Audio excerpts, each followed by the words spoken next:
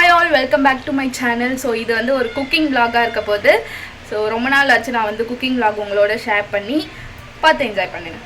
இன்றைக்கி என்னமோ தெரியல, நல்லா காரசாரமாக ஒரு மசாலா தோசை செஞ்சு சாப்பிட்ணுன்னு தோணுச்சு. அதனால் நம்ம இன்றைக்கி மசாலா தோசை தான் ரெடி பண்ண போகிறோம். அதுக்கு நான் உருளைக்கிழங்கு இந்த மாதிரி தோல் சீவிட்டு ரெண்டாக கட் பண்ணி குக்கரில் சேர்த்து 4 விசில் விட்டு எடுத்துக்க போகிறேன். இந்த மாதிரி சைஸில் கட் பண்ணிங்கன்னா 4 விசில் விட்டால் போதும். அதுக்கு மேலே பெருசாக இருந்துச்சு அப்படின்னா அதுக்கு மேலே எக்ஸ்ட்ரா விசில் விடுற மாதிரி இருக்கும். நான் 4 விசில் வச்சு எடுத்துக்க போகிறேன். 4 விசில்லையே சூப்பராக வந்து கிழங்கு வெந்துடும். நம்ம வந்து கவலையப்பட வேண்டாம். அதை தூக்கி ஓரமாக வச்சுட்டு அதுக்கப்புறம் வந்து இதுக்கு சட்னி ஒன்று ரெடி பண்ண போகிறோம். மசாலா தோசைனாலே அந்த சட்னி தான்.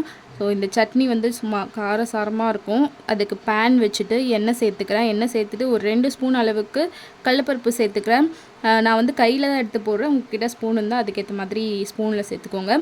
எந்த அளவுக்கு வந்து நான் கடலப்பருப்பு சேர்க்கிறேனோ அதுலேருந்து ஒரு 1/4 மட்டும் கொஞ்சம் ஜீரகம் சேர்த்துட்டு நல்லா வறுத்ததுக்கப்புறமா நான் வந்து இப்போ பூண்டு சேர்த்துக்கிறேன். பூண்டு சேர்த்து ஒரு கொஞ்சம் நேரம் வதக்கிட்டு அப்புறம் நான் வந்து ஒரு 8 காஞ்ச மிளகாய் சேர்த்துக்கிறேன். இது சரியான காரமாக இருந்துச்சு.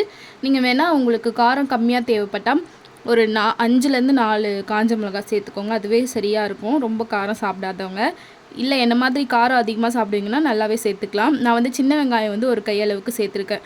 எனக்கு இது உரிக்கிறதுக்கு இது செம்ம டைம் ஆகிடுச்சு. உங்கள்கிட்ட பெரிய வெங்காயம் இருந்தால் கூட பெரிய வெங்காயம் சேர்த்து செஞ்சுக்கலாம். வந்து சட்னியை வந்து நான் இந்த கல்லில் தான் அரைக்கிறேன். ஏன்னு பார்த்தீங்கன்னா மிக்ஸி திடீர்னு ஓடலை, பழி வாங்கிடுச்சு. நம்ம வந்து இந்த கல்லில் தான் இது பண்ணி ஆகணும். இந்த கல்லையே வந்து நல்லா 2 பேட்சாக போட்டு அரைக்க போகிறேன். ஃபஸ்ட்டு தண்ணி சேர்க்காமல் சேர்த்துட்டு நல்லா இடிக்கணும். ஸ்பூன் வச்சு எடுத்து விட்டு இடிச்சுட்டு அதுக்கப்புறமா தண்ணி சேர்த்ததுக்கப்புறமா இடிக்கக்கூடாது. மேலே தெரிக்கும், கண்ணில் தெரிச்சா பயங்கரமாக எரியும். அதனால் நீங்கள் இந்த மாதிரி யாராவது பண்ணுறீங்கன்னா பார்த்து பண்ணுங்கள், அதுக்காக சொல்கிறேன். தண்ணி சேர்த்ததுக்கப்புறமா நான் ஆட்டிகிட்டு இருந்தேன் இல்லையா, அந்த மாதிரி மெதுவாக ஆட்டணும். ஓரளவுக்கு நல்லாவே சட்னி மாதிரி நம்ம இதில் ரெடி பண்ணிடலாம். பட் ரொம்ப ஃபைன் பேஸ்ட்டாக இல்லைனா கூட சட்னி கன்சிஸ்டன்சிக்கு வந்துடும். ஓரளவுக்கு குறைன்னு இருக்கும், பட் சூப்பராக இருக்கும் அந்த கன்சிஸ்டன்சி கூட. நல்லா ஆறுனதுக்கப்புறம் இந்த மாதிரி சட்னி மாதிரி அரைச்சி எடுத்தாச்சு. இதை நம்ம ஓரமாக வச்சிடலாம். இதுதான் வந்து நம்மளோட மசாலா தோசைக்கு சூப்பரான டேஸ்ட் கொடுக்க போது. இந்த சட்னியை மட்டும் மிஸ் பண்ணாதீங்க நீங்கள் ஒரு வேளை மசாலா தோசை பண்ணுறீங்க அப்படின்னா.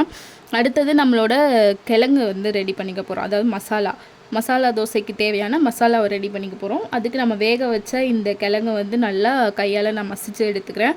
உங்கள்கிட்ட மேஷர் இருந்தால் கூட அதை வச்சு கூட மேஷ் பண்ணிக்கலாம். என்கிட்ட இல்லைங்கிறதுனால என் கையே வந்து நான் மேஷராக யூஸ் பண்ணி நான் வந்து மேஷ் பண்ணி எடுத்துக்கிறேன். அதுக்கப்புறம் கடாய் வச்சுக்கணும். அதில் எண்ணெய் சேர்த்துட்டு எண்ணெய் நல்லா காஞ்சதுக்கப்புறமா ஜீரகம் சேர்த்துக்கிறேன். ஜீரகம் சேர்த்ததுக்கப்புறமா அப்படியே வந்து அதில் இஞ்சி, அதுக்கப்புறம் வந்து பொடியாக நறுக்கின இஞ்சி, கருவேப்பிலை, அதுக்கப்புறம் கொஞ்சம் பச்சை மிளகா சேர்த்துக்கணும். இதை சேர்த்ததுக்கப்புறமா கூடவே நான் ஒரு பெரிய வெங்காயத்தை ரொம்ப பொடியாக கட் பண்ணி சேர்த்துருக்கேன். அடுத்து இந்த வெங்காயத்தில் கொஞ்சமாக உப்பு சேர்த்து நல்லா வதக்க வேண்டியதான். இதை வந்து ரொம்ப வதக்கணும்னு தேவையில்லை. ரொம்ப வந்து ப்ரௌன் ஆகணும், கண்ணாடி பதத்துக்காகணும் அப்படிலாம் இல்லை. வெங்காயம் வந்து வதங்கினா போதும். நான் வந்து தக்காளி கூட கொஞ்சம் ஆட் பண்ணியிருக்கேன். அதாவது ரொம்ப சின்ன தக்காளி எடுத்து அந்த தக்காளியில் பாதி மட்டும் கட் பண்ணி ஆட் பண்ணியிருக்கேன். இந்த தக்காளி வந்து பார்த்திங்கன்னா இது வந்து ஆப்ஷனல் தான், சேர்க்கணுன்னு அவசியமே கிடையாது. நான் ஏன் சேர்க்குறேன் அப்படின்னா நம்ம வந்து சட்னிலையும் வந்து புளி சேர்க்கல இல்லையா, அதனால் கொஞ்சமாக புளிப்பு வேணுன்றதுக்காக தக்காளி கொஞ்சமாக ஆட் பண்ணியிருக்கேன். நீங்கள் ஒரு தக்காளி முழுசாக போட்டிங்கன்னா புளிக்கும் பார்த்து சேர்த்துக்கோங்க. அதுக்கப்புறமா நான் நல்லா தக்காளி வதங்கினதுக்கப்புறமா மஞ்சத்தூள் போட்டு நல்லா கலந்து விட்டுட்டு அப்புறம் நம்ம மேஷ் பண்ணி வச்ச பொட்டேட்டோவையும் ஆட் பண்ணிவிட்டு நல்லா கலந்து விடணும். உப்பு நல்லா சேர்த்துக்கோங்க, எவ்வளோ தேவையோ அவ்வளோ உப்பு சேர்த்துட்டு நல்லா கலந்து விட்டுட்டு இதில் ஒரு 1/2 டம்ளர் மட்டும் தண்ணி சேர்த்து நல்லா ஒரு 2 மினிட்ஸ்லேயே வந்து நல்லா இந்த மாதிரி வந்துடும். நம்மளுக்கு எதுக்காக தண்ணி கொஞ்சமாக சேர்க்கணும் அப்படின்னா அந்த உப்பு வந்து அந்த மசாலாவில் ஃபுல்லாக ஸ்ப்ரெட் ஆகணும்.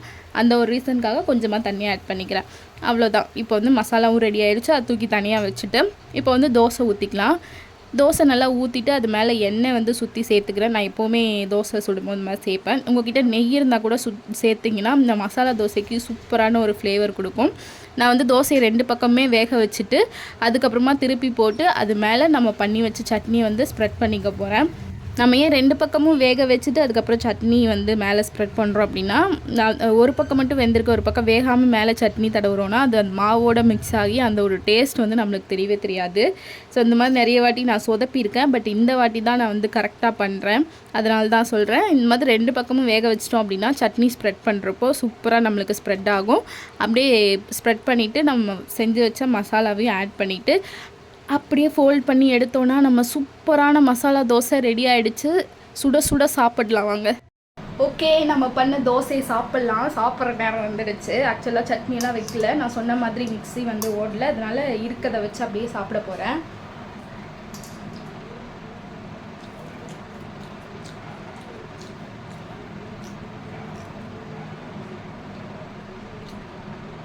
அருமையாக இருக்கும். சீரியஸ்லி சட்னி வைக்காமல் சாப்பிட்றதுக்கு அவ்வளோ சூப்பராக இருக்கும். நீங்கள் இது கூட ஒரு தேங்காய் சட்னியோ இல்லை சாம்பாரோ வச்சு சாப்பிட்டிங்கன்னா அல்டிமேட்டாக இருக்கும்.